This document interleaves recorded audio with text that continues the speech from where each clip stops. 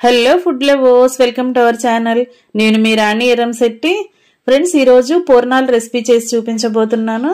అంతకు ముందు ఎప్పుడు కూడా ఈ ప్రాసెస్ తో మీరు పూర్ణాలు అనేవి చేసి ఉండరండి. చాలా సాఫ్ట్ గా కమ్మగా ఉంటాయి. గులాబ్ జామ్ కన్నా కూడా చాలా మృదువుగా నోట్లో వేసుకుంటే కరిగిపోయేలా ఉంటాయి. ఆ ప్రాసెస్ అంతా చూడండి. ఇంగ్రీడియంట్స్ అన్నీ కూడా మీ అందరికీ అర్థమవుతాయి. వీడియోని ఫస్ట్ నుంచి లాస్ట్ వరకు చూడండి. మధ్య మధ్యలో స్కిప్ చేయకుండా చూడండి. ఇంకా ప్రాసెస్ స్టార్ట్ చేద్దాం.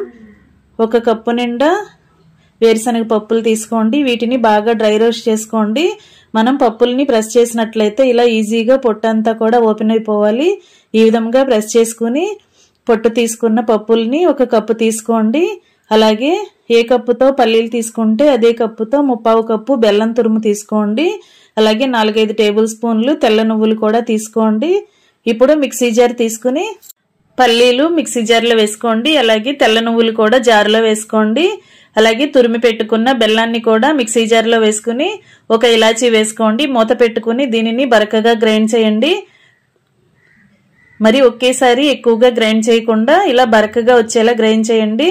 మరి ముద్దలాగా కాకుండా పలుకులు పలుకులుగా రావాలి. ఈ విధంగా గ్రైండ్ చేసి తీసుకోండి. ఇప్పుడు ఇదంతా కూడా ఒక ప్లేట్లో పెట్టుకోండి.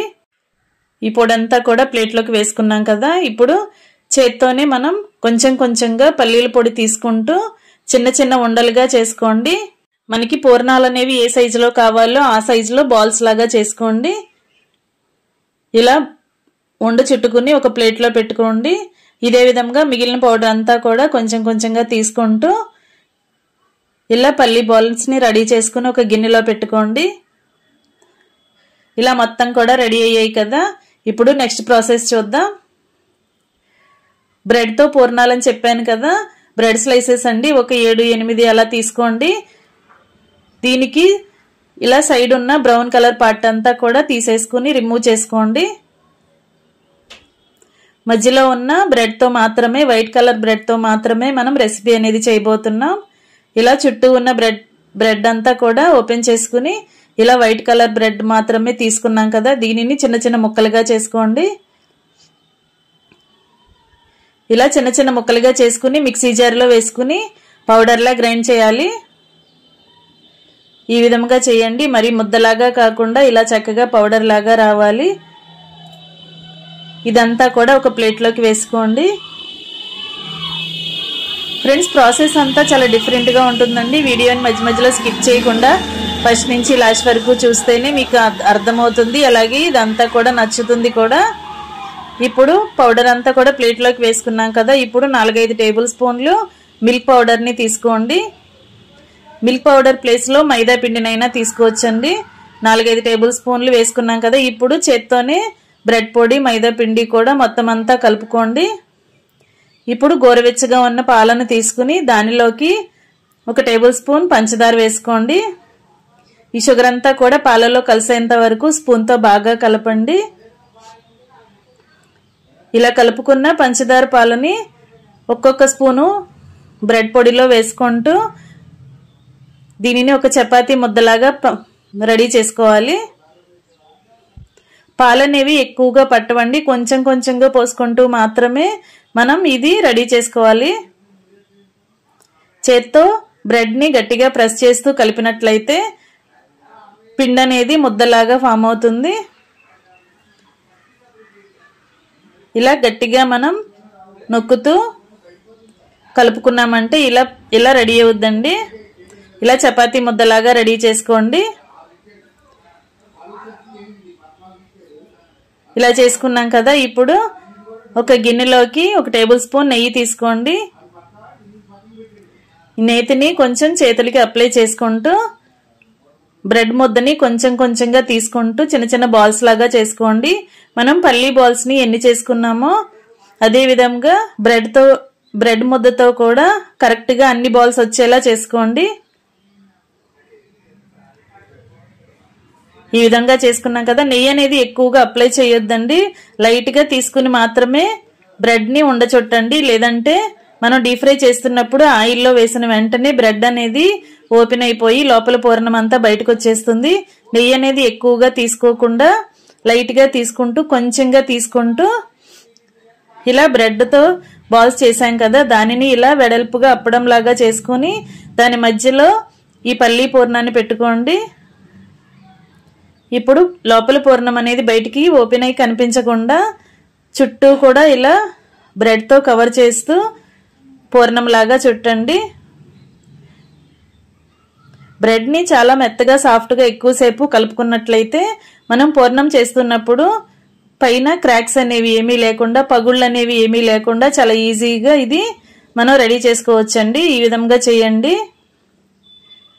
పాలు పోసుకుని బ్రెడ్ని కలుపుతున్నప్పుడు చేత్తో సాఫ్ట్గా కలపండి. అప్పుడు మనం పూర్ణం చేసుకునేటప్పుడు పైన ఈ క్రాక్స్ అనేవి ఏమీ లేకుండా చక్కగా మనం ఈజీగా ఈ పూర్ణాన్ని రెడీ చేసుకోవచ్చు.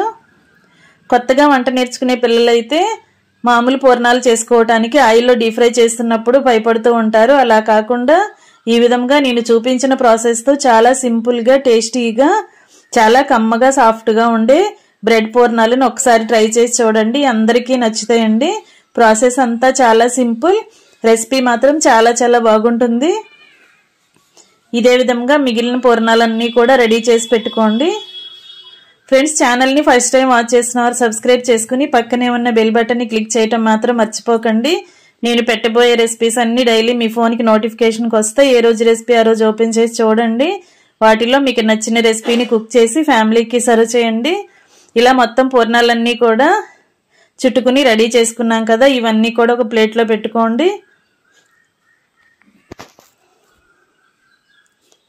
ఈ విధంగా పెట్టుకున్న తర్వాత స్టవ్ ఆన్ చేసి కళాయి పెట్టుకుని డీప్ ఫ్రైకి సరిపడా ఆయిల్ పోద్దాం. మీరు వీడియోని కరెక్ట్గా చూసినట్లయితే పూర్ణం అనేది పైన ఎక్కడా కూడా పగుళ్ళు అనేవి రాకుండా చాలా సాఫ్ట్గా పూర్ణాన్ని చుట్టుకున్నాం కదా. ఇప్పుడు ఆయిల్ కాగిన తర్వాత ఫ్లేమ్ని మీడియంలో పెట్టుకుని స్లోగా మనం చేసుకున్న పూర్ణాలని కళాయిలో వేసుకోండి. ఆయిల్కి పట్టినన్ని వేసుకోండి. వేసిన వెంటనే మనం గరిట అస్సలు పెట్టకూడదండి. కొంచెం సేపు ఫ్రై అయ్యి కలర్ కొంచెం చేంజ్ అయిన తర్వాత మాత్రమే మనం గరిటతో వేరొక వైపుకి టర్న్ చేసుకోవాలి. ఇలా కొంచెం కలర్ చేంజ్ అయిన తర్వాత గరిటతో కొంచెం స్లోగా అటు ఇటు కలపండి.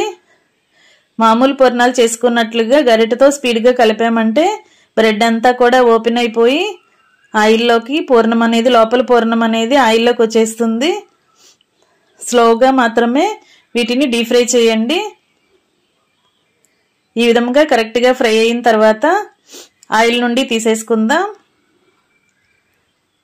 మరీ ఎక్కువగా ఫ్రై అవ్వాల్సిన పని లేదండి. కొంచెం కలర్ చేంజ్ అయిన తర్వాత వెంటనే ఆయిల్ నుండి తీసేసుకోండి.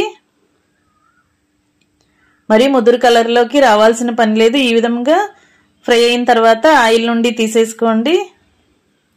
ఇదే విధంగా మనం రెడీ చేసి పెట్టుకున్న పూర్ణాలన్నీ కూడా బ్యాచెస్ వైజ్గా కొన్ని కొన్ని వేసుకుంటూ డీప్ ఫ్రై చేసుకోండి.